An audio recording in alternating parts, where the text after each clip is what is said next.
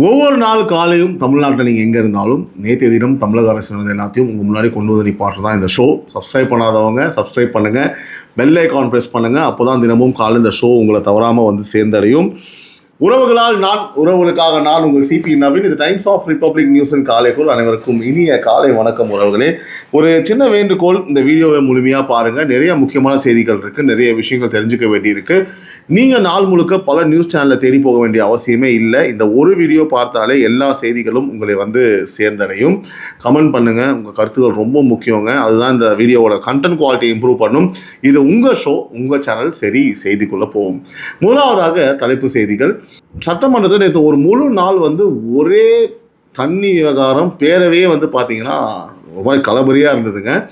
So முதல்வர் விஜய் பிரதமருக்கு ஒரு கடிதம் எழுதியிருக்காரு ஒரு படிப்பு விஷயத்தில். எந்த படிப்பு, என்ன கோரிக்கைன்னு நான் சொல்கிறேன்.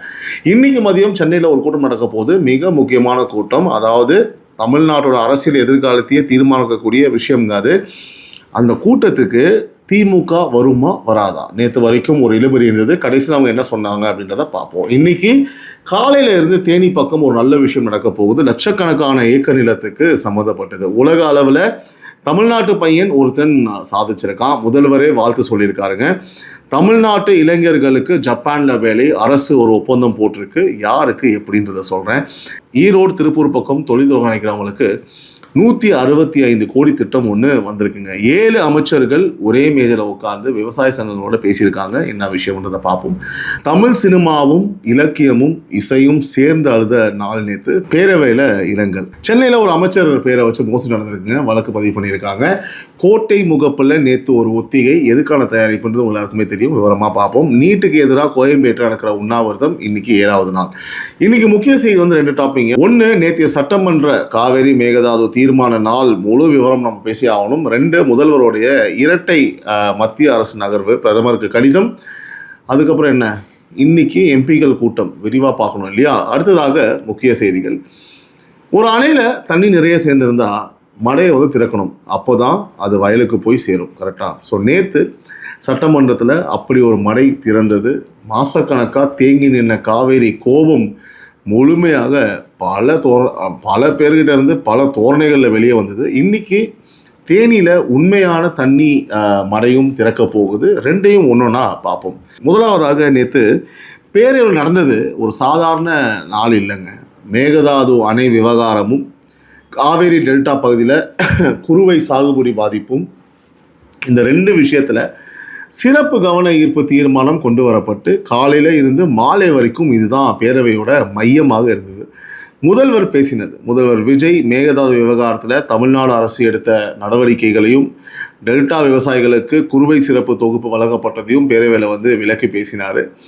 அமைச்சர் ஆனந்தோட லீகல் டைம்லைன் தான் நேற்று அல்டிமேட்டு. ஊரக வளர்ச்சி மற்றும் நீர்வளத்துறை அமைச்சர் ஆனந்த் வந்து மேகதாது வழக்கோட முழு சட்டமன்ற வரலாற்றை, எந்தெந்த வருஷம் என்னென்ன மனு, எந்த கோர்ட்டில் எந்த நிலை, அத்தனையுமே சும்மா அப்படியே அடுக்கடுக்காக பேரவையில் வச்சார். இதுதான் நேற்று அவருடைய ஒரு மாஸ்டர் டாக்குமெண்ட்டாக இருந்தது.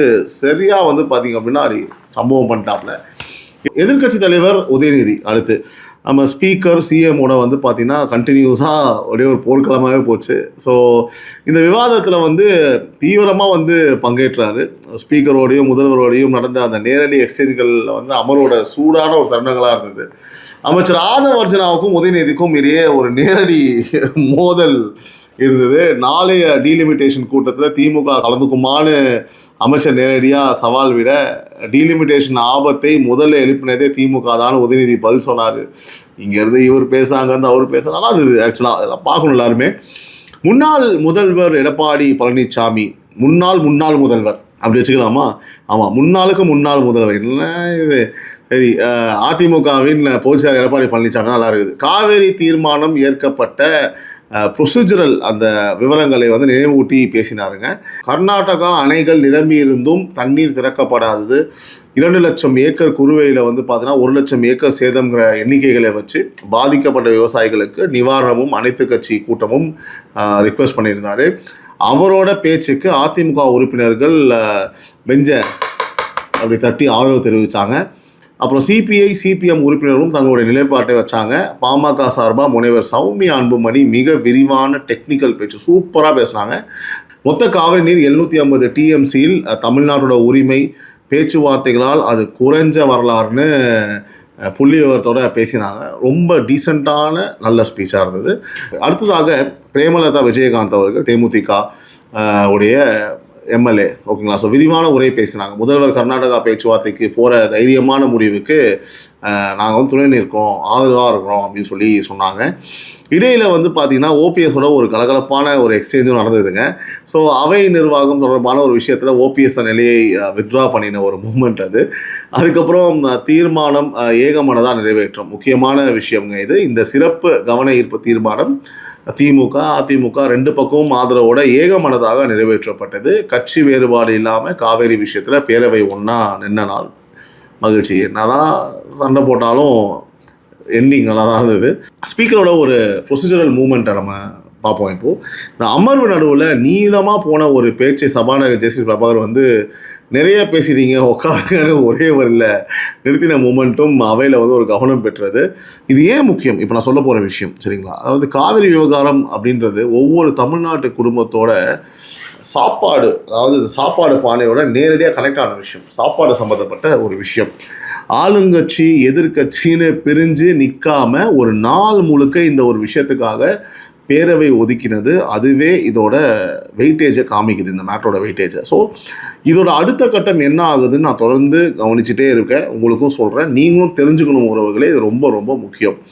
இரண்டாவது கட்டத்துக்கு போவோம், அதாவது இரண்டாவது டாபிக் போவோம். கடிதம், கால்நடை மருத்துவ படிப்பு நீட்டுக்குள்ளே போகக்கூடாது அப்படின்றது. முதல்வர் விஜய் பிரதமர் நரேந்திர மோடிக்கு ஒரு முக்கியமான கடிதம் எழுதியிருக்காரு. விஷயம் வந்து பார்த்தீங்கன்னா பிபிஎஸ்சி அண்ட் ஏஹெச், அதாவது கால்நடை மருத்துவ படிப்புக்கான மாணவர் சேர்க்கை. இந்திய கால்நடை மருத்துவ கவுன்சில் என்ன சொல்லியிருக்குன்னா 2026-27 கல்வியாண்டு முதல் இந்த சேர்க்கையை பொது நுழைவுத் தேர்வு மூலமாக அது முடியலைன்னா நீட் மதிப்பெண் அடிப்படையில் நடத்தணும்னு, ஓகேவா? ஸோ இதை முதல்வர் வந்து கடுமையாக எதிர்த்திருக்கிறார். கடிதத்தில் அவர் வச்ச வாதங்கள் என்னென்னா, தமிழ்நாடு 2007-2008 தொழிற்கல்வி படிப்புகளுக்கு பொது நுழைவுத் தேர்வு ரத்து பண்ணி மேல்நிலை பள்ளி மதிப்பெண் அடிப்படையில் தான் சேர்க்கை நடத்துது. இது வந்து கிராமப்புற அரசு பள்ளி பின்தங்கிய மாணவர்களுக்கு நியாயமான வாய்ப்பு கொடுத்த ஒரு முறை அப்படின்னு சொல்கிறாரு. நீட் நடத்துகிற என்டிஏ பல முறைகேடுகளை வந்து சந்திச்சிருக்கு. உண்மைதான், ரீசெண்டாக கூட நம்மளுக்கு தெரியும், பயங்கரமான ஒரு ப்ரொட்டஸ்ட் வந்தது இல்லையா? 2024 வினாத்தாள் கசிவு குற்றச்சாட்டு சிபிஐ விசாரணை வரைக்கும் போச்சு. அப்படிப்பட்ட தேர்வை இன்னொரு படிப்புக்கும் விரிவுபடுத்துறது சரியில்லை. ஸோ கால்நடை மருத்துவங்கிறது வெறும் தொழில் படிப்பு இல்லைங்க, கிராமப்புற பொருளாதாரம், பால் வளம், லட்சக்கணக்கான குடும்பங்களோட வாழ்வாதாரத்தோட ஒரு அடித்தளம் சொல்லியிருக்காரு. அதனால் சேர்க்கை அளவுகோலை அந்தந்த மாநில அரசே தீர்மானிக்கிற உரிமையை விட்டுடணும். ஸோ இதை வந்து நீங்கள் கூட்டாட்சி முறைக்கு கொடுக்குற மரியாதைன்னு சொல்லியிருக்காரு. ஓகே, நல்ல விஷயம் தாங்க இது. ஸோ பிரதமர் தனிப்பட்ட முறையில் தலையிட்டு கவுன்சில் முடிவை மறுபரிசீலனை பண்ண சொல்லணும்னு கேட்டிருக்காரு நம்மளுடைய மாண்புமிகு முதலமைச்சர் திரு ஜோசப் விஜய் அவர்கள். ஸோ இன்றைக்கி மதியம் 3 மணி எம்பிக்கள் கூட்டம் இருக்குங்க. இதே கூட்டாட்சி உரிமை கோர்ட்டில் தான் இன்றைக்கே இன்னொரு பெரிய நிகழ்வும் மத்திய அரசு தொகுதி மறுவரையறை டீலிமிட்டேஷன் நடவடிக்கையை நோக்கி போயிட்டுருக்கிற நிலையில், அதனால் தமிழ்நாட்டுக்கு வர தாக்கங்களை பேச முதல்வர் தலைமையில் தமிழ்நாட்டு எம்பி எல்லாருக்கும் ஒரு கலந்து ஆலோசனை கூட்டம், அதாவது இன்றைக்கி மதியம் 3 மணிக்கு சேப்பாக்கம் கலைவாணர் அரங்கம் 3வது தளத்தில் நடக்குதுங்க. ஸோ அடுத்து திமுக நிலைப்பாடு, ஊடக தகவல் நான் சொல்லிடுறேன். இந்த கூட்டத்துக்கு திமுக வருமா வராதான்னு நேற்று நாள் முழுக்க ஒரு இழுபறி இருந்தது. ஊடக தகவல் படி திமுக ஒரு அறிக்கை வெளியிட்டு டீலிமிட்டேஷன் ஆபத்தை முதல்ல எடுத்து சொன்னதே நாங்கள் தான், அதனால் கூட்டத்தில் கலந்துக்க எங்களுக்கு தயக்கம் இல்லைன்னு சொல்லிட்டு அதே சமயம் ஒரு நிபந்தனையும் முன் வச்சுருக்காங்க. இதே விவகாரத்தில் எதிர்க்கட்சி தலைவர் ராகுல் காந்தி கூட டீலிமிட்டேஷன் மசோதாவை ஆதரிக்கிறவங்க தமிழ்நாட்டோட எதிர்காலத்துக்கு துரோகம் பண்ணுறாங்கன்னு பேசியிருக்கிறதா ஒரு தகவல்.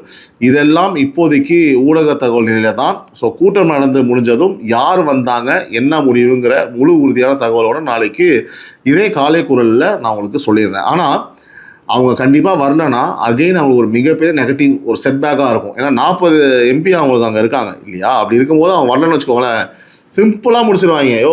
தமிழ்நாட்டு நலனுக்காக, தமிழ்நாடு கிடையாது மொத்த இந்தியாவுக்கே இந்த டீலிமிட்டேஷன் ஒரு பெரிய பாதிப்பாக இருக்கும்னு பல பேர் சொல்கிறாங்க.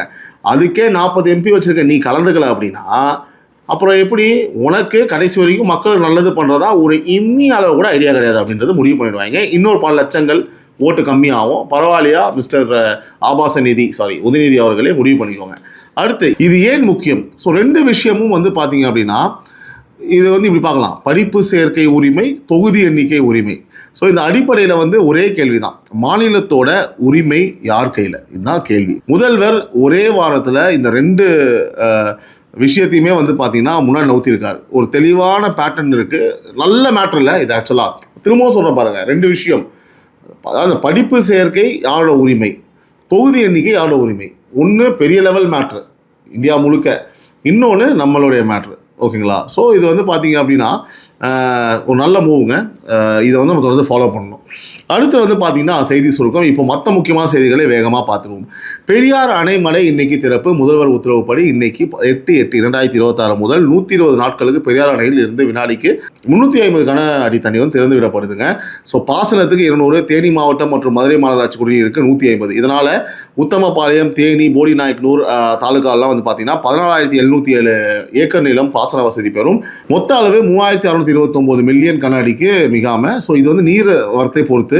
ஸோ அடுத்து சட்டமன்ற இரங்கல். நேற்று பேரவையில் முன்னாள் உறுப்பினர் மு. சுருளிவேல் மறைவுக்கு இரங்கல் குறிப்பும், இயக்குனர் நடிகர் கே. பாக்கியராஜ், கவிஞர் புவியரசு, பின்னணி பாடகி ஜானகி, எழுத்தாளர் பூமணி ஆகியோர் மறைவுக்கு இரங்கல் தீர்மானங்களும் நிறைவேற்றப்பட்டு மௌன அஞ்சலி செலுத்தப்பட்டதுங்க. தமிழ் சினிமா, இசை, இலக்கியம் 3 துறையும் சேர்ந்து இழந்த பெயர்கள் தான் இது. ஓகேங்களா? ஸோ அடுத்து டாஸ்மாக் ரசீது கட்டாயம். டாஸ்மாக் கடைகளில் ஒவ்வொரு விற்பனைக்கும் ரசீது கொடுக்கணும்னு உயர்நீதிமன்றம் உத்தரவு போட்டிருங்க. எம்ஆர்பிக்கு மேலே கூடுதல் வசூலை தடுக்க இது ஒரு முக்கியமான கருவியாக அமையலாம். அடுத்து தேஜ்பால் வழக்கு. தெஹல்கா முன்னாள் ஆசிரியர் தருண் தேஜ்பால் தொடர்பான வழக்கு உயர்நீதிமன்ற தண்டனை உறுதி தொடர்பான செய்தி நேற்று பத்திரிகைகளில் வந்து முக்கியமாக வந்திருக்குங்க. அடுத்து வேளாண் என்ஓசி ரத்து. விவசாய நிலம் தொடர்பான என்ஓசி நடைமுறை ஒன்றை தமிழ்நாடு அரசு ரத்து பண்ணியிருக்கிறதா பத்திரிகை செய்திங்க. விவசாயிகளுக்கு ஒரு நடைமுறை சுமை வந்து குறையுது. அடுத்து தாம்பரம் குடிநீர். தாம்பரம் பகுதி குடிநீர் விநியோகத்தில் பப்ளிக் பிரைவேட் பார்ட்னர்ஷிப் மாடல் திட்டம் பற்றின அறிவிப்பு பத்திரிகையில் வந்து வந்திருக்கு. அடுத்து கோதாவரி காவிரி இணைப்பு. முதல்வர் பிரதமருக்கு எழுதின கோதாவரி காவிரி குண்டாறு நதி இணைப்பு கடிதம் நேற்று எல்லா முக்கிய பத்திரிகைகளும், தினமலர், ஹிந்து தமிழ், முரசொலி, அது மாதிரி எல்லாத்தையுமே வந்து பல உறுதியாக வந்திருக்கு. இது வந்து ரொம்ப கவனிக்கப்பட வேண்டிய ஒரு விஷயங்க. நம்ம முதல்வர் அந்த எழுதின கடிதத்தை எல்லாருமே கேரி பண்ணியிருக்காங்க பாருங்கள், நல்ல ஒரு விஷயம். அடுத்து ஹேண்ட்லூம் டே கண்காட்சி தொடர்கிறதுங்க. ஸோ கைத்தறி ஆர்வம் உள்ளவங்க சென்னை கலைவாணர் அரங்கில் ஹேண்ட்டெக்ஸ் 2026 கண்காட்சி ஆகஸ்ட் 13 வரைக்கும் 7 நாள் நடக்குது. காஞ்சிபுரம், ஆரணி, திருப்புவனம்பட்டு, கோவை கோரா, அப்புறம் சேலம் வன்பட்டுன்னு தமிழ்நாட்டோட ஜிஐ டேக் பெருமைகள் எல்லாமே ஒரே கூரையின் கீழ் வந்து அங்கே இருக்குங்க. ஸோ போகிறவங்க தாராளமாக போய் பாருங்கள். அடுத்து சுதந்திர தின ஒத்திகை. சுதந்திர தின விழாக்கான முதலாவது ஒத்திகை நேற்று சென்னை புனித ஜார்ஜ் கோட்டை முகப்பில் வந்து நடந்ததுங்க. ஸோ தமிழ்நாடு காவல்துறை ஆண் பெண் படைப்பிரிவுகள் பங்கேற்றாங்க. ஆகஸ்ட் 15 நெருங்குதுங்கிற அறிகுறி தான் இது. பார்க்கவே அழகாக இருந்தது, நான் சோஷியல் மீடியாவில் பார்த்தேன். அடுத்ததாக முதல்வர் நேற்று என்னென்ன பண்ணினார்னு இந்த செக்மெண்ட்டில் பார்ப்போம். நேற்று அவருக்கு நிறைய வேலை இருந்தலாம், ரொம்ப டயர்டாக இருப்பார். கைத்தறி நாள் விழா தலைமை. நேற்று தேசிய கைத்தறி நாள் 1905 1905 ஆகஸ்ட் 7 தொடங்கின சுதேசி இயக்கத்தோட நினைவு நாளுங்க. ஸோ 12வது தேசிய கைத்தறி நாள் விழா சென்னை கலைவாணர் அரங்கில் முதல்வர் தலைமை நடந்ததுங்க. அவர் பண்ணினது 3 விஷயம். 1, ஹேண்ட்டெக்ஸ் 2026 கைத்தறி கண்காட்சியை தொடங்கி வச்சார். 2, கோஆப்டெக்ஸ் நிறுவனத்தோட புது பிராண்டான வெற்றித்தறி விற்பனையகத்தையும் மின்வணிக தளத்தையும் லான்ச் பண்ணினார். தமிழக நெசவாளர்களுடைய தயாரிப்புகளை நேரடியாக சந்தைப்படுத்துகிற முயற்சி இது. 3வதாக 2025-26க்கான சிறந்த நெசவாளர் மற்றும் வடிவமைப்பாளர் விருதுகள், அதாவது 11 விருதாளர்களுக்கு மொத்தம் 22.25 லட்சத்துக்கான காசோலைகளும் பாராட்டு சான்றிதழ்களும் வழங்கினார். கும்பகோணம், காஞ்சிபுரம், பரமக்குடி, சேலம், திருவாரூர், திருப்பூர்னு மாநிலம் முழுக்க இருந்து வந்த நெசவாளர்கள் மேடையில் கௌரவிக்கப்பட்டாங்க. விழா முடிஞ்சு கண்காட்சி அரங்குகளையும் முதல்வர் சுற்றி பார்த்தாரு. பட்டுப்புழு வளர்ப்பு அரங்கு, சில்க் ரீலிங் மிஷின் டெமோ எல்லாமே பார்த்த ஃபோட்டோஸ்லாம் வந்திருக்கு. ஸோ பிரக்யானந்தாவுக்கு வாழ்த்து. அமெரிக்காவில் நடந்த 2026 Saint Louis rapid and blitz chess போட்டியில் சாம்பியன் பட்டம் வென்ற நம்ம பிரக்யானந்தாவுக்கு முதல்வர் சமூக வலைத்தளத்தில் வாழ்த்து பதிவு போட்டிருக்காருங்க. தன்னை விட அதிக ரேட்டிங் உள்ள அமெரிக்கா, உஸ்பெகிஸ்தான், ஜெர்மனி வீரர்களை வென்று இந்த சாதனைன்னு குறிப்பிட்டு நம்ம எஸ்டிஏடியோட இலைட் திட்டத்தில் பயன்பெற்று வர வீரர்னு பெருமையாக சொல்லியிருக்காரு. 2 நியமன சந்திப்புகள். ஒன்று வந்து பார்த்தீங்கன்னா தமிழ்நாடு மாநில சிறுபான்மையினர் நல ஆணையத்தோட புதிய தலைவராக வந்து பார்த்தீங்கன்னா நம்மளுடைய ரெட்பிக்ஸ் ஃபிலிக்ஸ் சார் ஒரு சீனியர் ஜேர்னலிஸ்ட்டு, நம்ம எல்லாமே பார்த்துருப்போம். சிஎம் விஜயோடைய friend sir. Times of Republic சார்பாக எங்களுடைய மனமார்ந்த வாழ்த்துக்களை தெரிவிச்சோம். நிறைய இன்டர்வியூஸ் நான் பண்ணியிருக்கேன். ரொம்ப ரொம்ப மகிழ்ச்சி சார். All the best. ரொம்ப மகிழ்ச்சியாக இருக்குது. ஒரு ஜேர்னலிஸ்ட்டாக இருந்து இந்த ஒரு இடத்துக்கு போகும்போது எங்கெல்லாம் ஒரு இன்ஸ்பிரேஷனாக இருப்பீங்க. அண்ட் நீங்கள் வந்து பார்த்தீங்கன்னா ஆக்சுவலி இந்த இண்டஸ்ட்ரியிலே வந்து ஃபஸ்ட்டு ஒரு நேஷ்னல் சேனலில் வந்து ரிப்போர்ட்டராக நீங்கள் வந்து பார்ட்டிசிபேட் பண்ணியிருக்கீங்க. We are so proud of you. Thank you so much sir.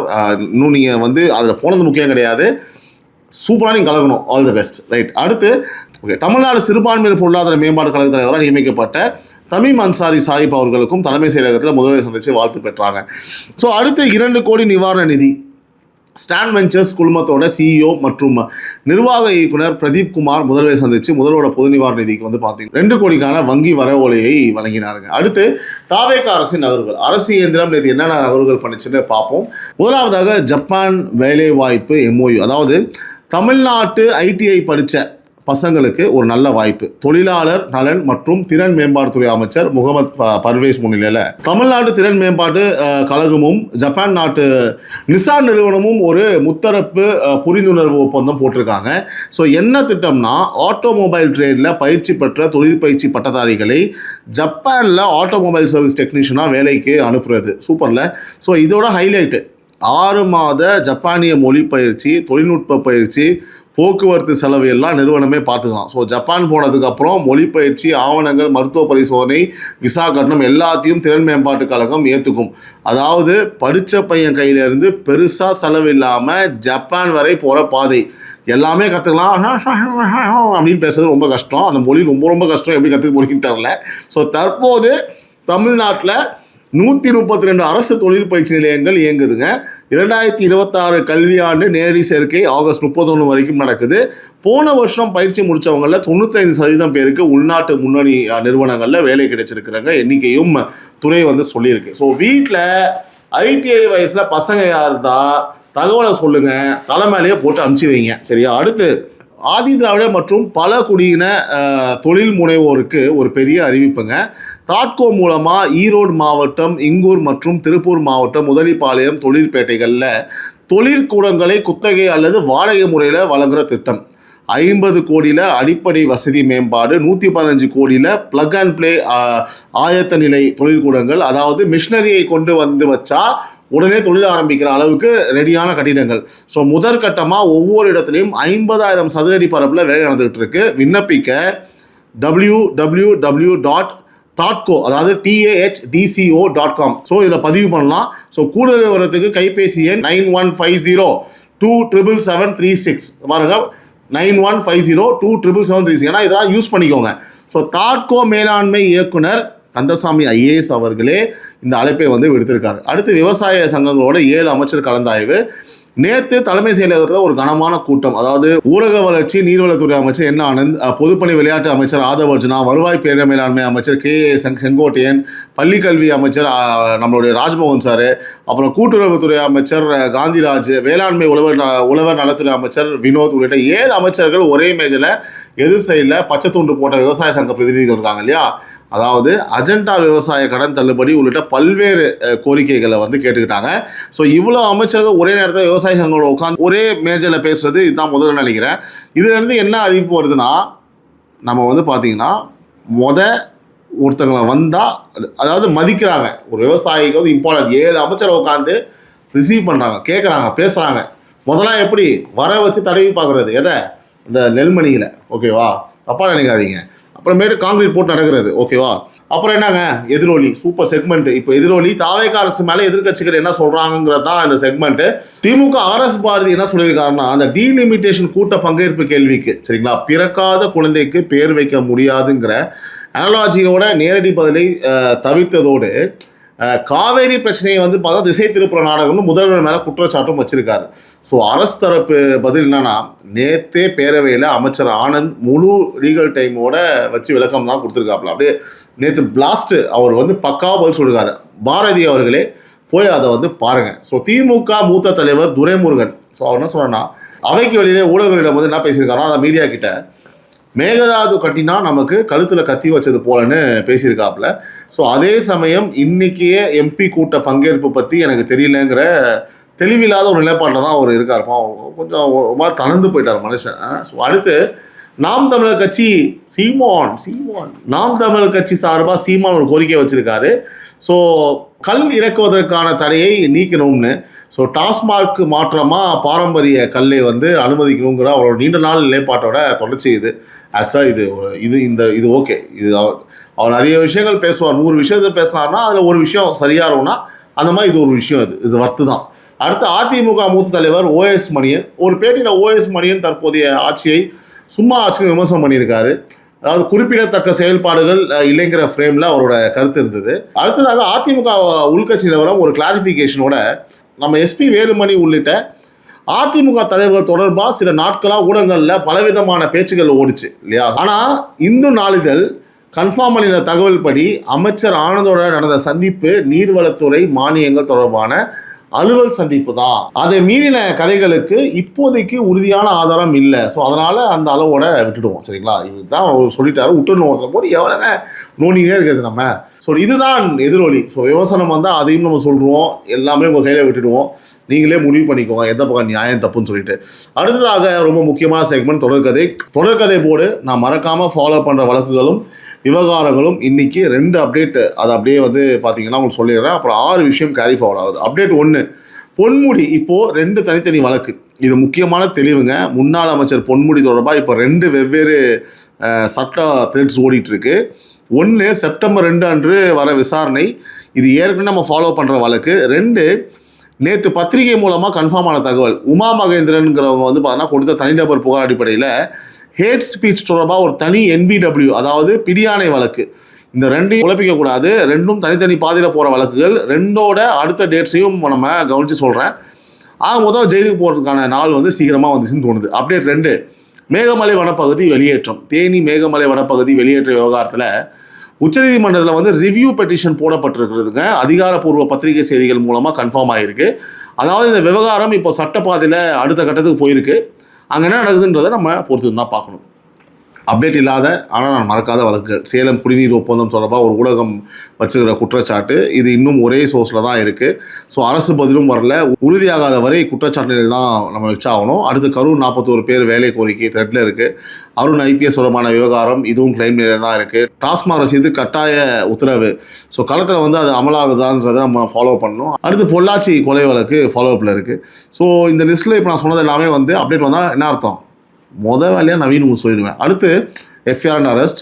So Chennai காவல்துறையோட நேற்று அதிகாரப்பூர்வ வழக்குகள் வேகமாக பார்த்துருவோம். வழக்கு 1 சைதாப்பேட்டை ப்ளஸ் RK நகர் 2020-21 வழிப்பறி வழக்குகளில் ஜாமீனில் வெளியே வந்து தலைமறைவான 2 பேர் மேலே நீதிமன்ற பிடியாணை. 2 பேரும் தனித்தனி காவல் குழுக்களால் கைதுங்க. நீதிமன்றத்தில் ஆஜர். வழக்கு 2 புழல் மெட்ரோ பணிக்காக நிறுத்தி வச்ச 2 கான்கிரீட் மிக்சர் லாரிகளோட கண்ணாடிகளை உடைச்சி ஓட்டுநரை தாக்கி கொலை மிரட்டல் விட்ட நபர் கைதுங்க. அவர் மேலே ஏற்கனவே ஒரு வழக்கு இருக்குது. 3 வியாசர்பாடி தமிழக அரசால் தடை செய்யப்பட்ட வெளிமாநில லாட்டரி சீட்டுகளை விற்ற 2 பேர் கைது. வழக்கு 4 வண்ணாரப்பேட்டை 14 வயது சிறுவன் உரிமம் இல்லாமல் இருசக்கர வாகனம் ஓட்டி 72 வயது முதியவர் மேலே மோதின விபத்தில் வாகனத்தை ஓட்ட அனுமதித்த அண்ணன் கைது. அதாவது வாகனம் பறிமுதல். ஒரு வரி மட்டுங்க, 18 வயசு கீழே உள்ள பிள்ளைகளை கையில் வண்டி சாவியை கொடுக்காதீங்க. விபத்து நடந்தால் சட்டப்படி பொறுப்பு பெற்றோர் தான். அதெல்லாம் பரவாயில்ல, பெற்றோர் ஜெயிலுக்கு போங்க, அது பிரச்சனை கிடையாது. உயிர் போயிடுச்சுன்னா என்ன பண்ணுறது? அதனால தான் சொல்கிறோம், பார்த்துக்கோங்க. அடுத்த வழக்கு 5 செம்பியம் வீட்டு பூட்டை உடைச்சி நகை திருடின வழக்கில் 2 பேர் கைது. 4.2 சவரன் தங்கம், 15,000 மதிப்புள்ள செல்ஃபோன், இருசக்கர வாகனம் எல்லாத்தையுமே மீட்டாச்சு. வழக்கு 6 MKB நகர் மது போதையில் அவதூறு பேசி அதை கேட்ட பெண்ணையும் வந்து பார்த்தா தடுக்க வந்த அவங்க அப்பாவையும் தாக்கிய நபர் வந்து கைதுங்க. ஸோ BNS ப்ளஸ் தமிழ்நாடு பெண்கள் வன்கொடுமை தடுப்பு சட்ட பிரிவுகளில் அவர் மேலே ஏற்கனவே 4 வழக்குகள் இருக்குது. சத்தான் சேகர். வழக்கு 7 முத்தியால்பேட்டை முன் விரோதத்தில் கார் ஓட்டுநர் ஒருவரை 5 பேர் வழிமறைச்சு கத்தியால் தாக்கின கொலை முயற்சி வழக்கில் 4 பேர் கைது. பாதிக்கப்பட்டவர் ஸ்டான்லி மருத்துவமனை சிகிச்சையில் இருக்காருங்க. முக்கிய எதிரிகளுக்கான தேடல் நடந்துட்டுருக்கு. வழக்கு 8 மாம்பழம் 2022 கொலை முயற்சி வழக்கில் ஜாமீனில் வெளியே வந்து தலைமறைவானவர் மேலே ஜூன் 4 பிறப்பிக்கப்பட்ட பிடியாணை நேற்று நிறைவேற்றவங்க கைதும் ஆகிருக்கு. வழக்கு 9 வில்லிவாக்கம் தமிழ்நாடு அமைச்சர் ஒருவரோட பேரில் போலியான மின்னஞ்சல் கணக்கு உருவாக்கி ஆள்மாறாட்டம் பண்ணி போலி ஆவணங்களும் தகவல்களும் அனுப்பி ஏமாத்தின குற்றச்சாட்டில் வழக்கு பதிவுங்க. தீவிர விசாரணை நடக்குது. இதில் இன்னும் கைது இல்லைங்க, கண்டிப்பாக ஆனால் பிடிச்சிருவாங்க. இன்றைக்கி மொத்தம் கணக்கு: பிடியாணை நிறைவேற்றம் 3, கொலை முயற்சி 2, திருட்டு சொத்து வழக்கு 2, பெண் மீதான தாக்குதல் 1, லாட்டரி சம்மந்தப்பட்ட வழக்கு 1, மோசடி வழக்கு பதிவு 1, மொத்தம் 10 வழக்கு நடவடிக்கை, 12 பேர் கைது. ஸோ தேவைப்பட்டா மகளிர் ஹெல்ப்லைன் 181, குழந்தைகள் ஹெல்ப்லைன் 1098, அவசர உதவி 112. வழக்கமாக சொல்கிறது தான் இதெல்லாம் காவல்துறை தரப்பு தகவல். குற்றம் கோர்ட்டில் தான். அடுத்து மக்கள் கோரிக்கை மற்றும் மக்களுக்கான தகவல். முதல்ல உங்களுக்கு பயன்படுற தகவல்கள் 2 டெட்லைன் ஓடிட்டுருக்கு, நான் சொல்லிடுறேன். தகவல் 1: முதலமைச்சர் கோப்பை 2026 பதிவு. விளையாட்டில் ஆர்வம் உள்ளவங்க முதலமைச்சர் கோப்பை போட்டிக்கான பதிவு ஆகஸ்ட் 31 வரைக்கும் நடக்குதுங்க. இன்றைக்கோட இன்னும் 23 நாள் இருக்குது. பதிவு tncmtrophy.sdat.in. வில்வித்தை, உஷு, யோகா, எனக்கு தரமா அந்த உஷுன்னு தெரியாதுங்க, உஷுன்றாங்க, ஏதோ கும்ஃபு போலகுது அது, மல்யுத்தம் உள்பட 45 வகை போட்டிகள். இதில் வந்து இந்த உஷுவில் வந்து பார்த்தீங்கன்னா ஒரு வேளை திமுக சேர்ந்துப்பாங்க போலகுது. ஓகேவா, நல்லா இருக்குது உஷு. ஓகே. ஸோ மாநில அளவில் தனிநபர் முதல் பரிசு 1 லட்சம் வரை. சந்தேகங்களுக்கு ஆடுகளம் தகவல் மையம் 9514000777. வேலை நாட்கள் காலை 10 முதல் 5 மணி வரை. தகவல் 2: ITI நேரடி சேர்க்கை. அரசு தொழில் பயிற்சி நிலையங்களில் 2026 கல்வியாண்டு நேரடி சேர்க்கையும் ஆகஸ்ட் 31 வரைக்கும் தான். ஸோ அதுவும் 23 நாள் தான். ஸோ இந்த ஃபிட்டர், எலக்ட்ரிஷியன், ஏசி மெக்கானிக் மாதிரியான பாரம்பரிய பிரிவுகளோட ரோபோட்டிக்ஸ், எலக்ட்ரிக்கல் வெஹிக்கிள் மாதிரியான நவீன பிரிவுகளும் இருக்குது. ஸோ அருகில் உள்ள அரசு ஐடிஐயில் நேரடியாக விண்ணப்பிக்கலாம். தயவு செஞ்சு போங்க. இப்போ மக்கள் கோரிக்கை போல் மக்கள் பக்கத்தில் இருந்து அரசை நோக்கி நிற்கிற கோரிக்கைகள் என்னன்னு பார்த்துருவோம். முதலாவதாக நீட் எதிர்ப்பு உண்ணாவிரதம் 7வது நாள். சென்னை கோயம்பேட்டில் தமிழ்நாடோட முதல் நீட் பாதிப்பு மாணவி அனிதாவோட சகோதரர் மணிரத்னம் தலைமையிலான இயக்கம் சார்பாக 4 பேர், தனசேகர், ஜீவா, மோகன், ரவி, காலவரையற்ற உண்ணாவிரதம் இருக்காங்க. இன்றைக்கி 7வது நாளுங்க. இதில் ரவி வந்து உடல்நிலை பாதித்து மருத்துவமனையில் அனுமதிக்கப்பட்டதா தகவல் வந்திருக்கு. இது உயிர் சம்மந்தப்பட்ட விஷயம், தினமும் நிலைமையை கவனித்து சொல்கிறேன். ஸோ அவங்க கோரிக்கை நீட் தேர்வை ரத்து பண்ணி +2 மதிப்பு அடிப்படையில் சேர்க்கையை வந்து மாநிலங்களே வந்து பண்ணணும் அப்படின்றது தான். உங்களுக்கு தெரியும் நினைக்கிறேன், இது நம்ம கையில் இல்லை, பட் ஓகே பார்ப்போம். அடுத்து விவசாய கடன் முழு தள்ளுபடி கோரிக்கை. அதாவது விவசாய சங்கங்கள் நீண்ட நாளாக வச்சுட்டு இருக்கிற கோரிக்கை இது. நேற்று 7 அமைச்சர்களோட கலந்தாய்வு கூட்டம் நடந்திருக்குங்க. இந்த கோரிக்கை அரசோட மேஜர் இருக்குது. அதுலேருந்து என்ன முடிவு அப்படின்றத நம்ம வெயிட் பண்ணி தான் பார்க்கணும். அடுத்ததாக உங்களுக்கு தெரியும், ஏதாவது கோரிக்கை நடந்தால், முன்னேற்றம் இருந்தால் நான் சொல்லிடுவேன். இப்போது எப்பவும் போல் உறவுகளின் குரல். உங்கள் ஊரில், உங்கள் தெருவில் ஒரு பிரச்சனை இருக்கா, எனக்கு ஒரு வாய்ஸ் நோட் அனுப்புங்க. உங்கள் குரல், உங்கள் பிரச்சனையோட உடனடியாக ஒரு நியூஸ் கார்டு கண்டிப்பாக எல்லா பிளாட்ஃபார்ம்லேயும் போய் சேரும். நிச்சயமாக அதில் ஒரு மாற்றம் வரும், நிச்சயம் வரும். அதனால் 5 நிமிஷம் சிரமம் பார்க்காம ஷார்ட்டாக அனுப்புங்க. இதை நான் தான் பார்ப்பேன். ஏதாவது மெசேஜ் நீங்கள் சொல்லணும், பேசணும், ஏதாவது ஒரு விஷயம் இருக்குது, வாய்ஸ் நோட்டாக போட வேணாம். ஆனால் என்கிட்ட நீங்கள் பகிர்ந்து நினச்சா அதையும் நீங்கள் சொல்லுங்கள். அதை நீங்கள் சொல்ல வேணாம், அதான் அது இல்லை, நீங்கள் என்கிட்ட சொல்லுங்கள். அது உங்கள் வாய்ஸாக சொல்ல வேணாம், உங்கள் வாய்ஸாக நான் சொல்லிடுறேன் அந்த வீடியோ, அப்படி சொல்ல வந்தேன். ஓகே. ஸோ அடுத்து நாளை என்ன, இதெல்லாம் குறித்து வச்சுக்கோங்க. முக்கியமானது இன்றைக்கி ஆகஸ்ட் 8 மதியம் 3 மணிக்கு டீலிமிட்டேஷன் விவகாரத்தில் முதல்வர் தலைமையில் எம்பிகள் கூட்டம். நான் ஏற்கனவே சொன்னேன். இன்றைக்கி அந்த பெரியார் அணை தண்ணி திறப்பு தொடக்கம்ங்க. ஆகஸ்ட் 13 வரை ஹேண்ட்டெக்ஸ் 2026 கைத்தறி கண்காட்சி நம்ம பேசிட்டோம் கலைவாணர் அரங்கத்தில். ஆகஸ்ட் 15 சுதந்திர தினம். ஆகஸ்ட் 31 முதலமைச்சர் கோப்பை பதிவு + ITI நேரடி சேர்க்கை 2க்கும் கடைசி நாள். செப்டம்பர் 2 பொன்முடி வழக்கு விசாரணை ஆப்படுகிற நாள். அடுத்து குடும்ப பேச்சு.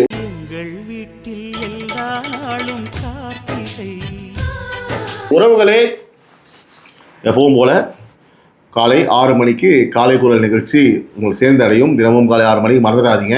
எனக்கு ஒரு சின்ன வருத்தம் இருக்குது. திடீர்னு ஒரு நாள் எல்லாரும் பார்க்குறீங்க, கமெண்ட் பண்ணுறீங்க. என் உறவுகள் வந்து சில பேர் வந்து பார்த்தீங்கன்னா, ஆனால் பாவம், ஏன்னா வேலைக்கெல்லாம் போவாங்க, லேட்டாக ரிப்ளை பண்ணுவாங்க, கமெண்ட் பண்ணுவாங்க, சாரிண்ணா ரொம்ப டயர்டான டே, ரொம்ப ஹெக்டிக்காக இருந்ததுன்னு சொல்லிட்டு. ஸோ இப்போ நாங்களாம் வந்து பார்த்தீங்க அப்படின்னா வீடியோ போய் பாருங்கள். நான் சஜஷனில் போட சொல்கிறேன். பிளேலிஸ்ட் இருக்குது, காலை குரல் பிளேலிஸ்ட் இருக்குது, அதெல்லாம் போய் பாருங்கள். இந்த சட்டசபைலாம் நடக்கிறதுனால எல்லாமே அந்த ஃபோக்கஸில் இருக்காங்க. நிறைய பேர் வீடியோ மிஸ் பண்ணுறீங்கன்னு நினைக்கிறேன். உங்களுக்காக கஷ்டப்பட்டு நைட்டு 12 மணி ஆகுது, 12 மணிக்கு உட்காந்து பேசியிருக்கிறேன். நீங்கள் பாட்டுக்கு அங்கே போய் பாருங்கள். இதையும் பார்த்து எப்பவும் போல் ஒரு 15-20 மினிட்ஸ் ஒதுக்கிட்டு இது நீங்கள் தெரிஞ்சுக்கணும் இல்லையா, சப்போர்ட் பண்ணுங்கள். அண்ட் மறக்காமல் வீடியோ பிடிச்சிருந்தா லைக் பண்ணுங்கள் உறவுகளே. சப்ஸ்கிரைப் பண்ணவங்களுக்கு ரொம்ப நன்றி. சப்ஸ்கிரைப் பண்ணாதவங்களுக்கு அதை பண்ணிவிடுங்க. ஃபியூ செகண்ட்ஸ் தான் ஆகும். தினமும் உங்களோட சப்போர்ட் எனக்கு நீங்கள் கொடுத்துட்டே இருக்கீங்க, ரொம்ப ரொம்ப நன்றி. மீண்டும் உங்களை நாளை காலை குரல் நிகழ்ச்சியில் நான் சந்திக்கிறேன். அண்ட் உறவுகளே, வரேன், அவ்வளோதான். உறவுகளால் நான், உறவுகளுக்காக நான், உங்கள் சிபி நவீன். இந்த டைம்ஸ் ஆஃப் ரிப்பப்ளிக் நியூஸின் காலை குரல். இந்த நாள் இனிய நாளாக அமையனுடைய மனமார்ந்த வாழ்த்துக்கள். Love you all. Take care. Bye. நன்றி, வணக்கம்.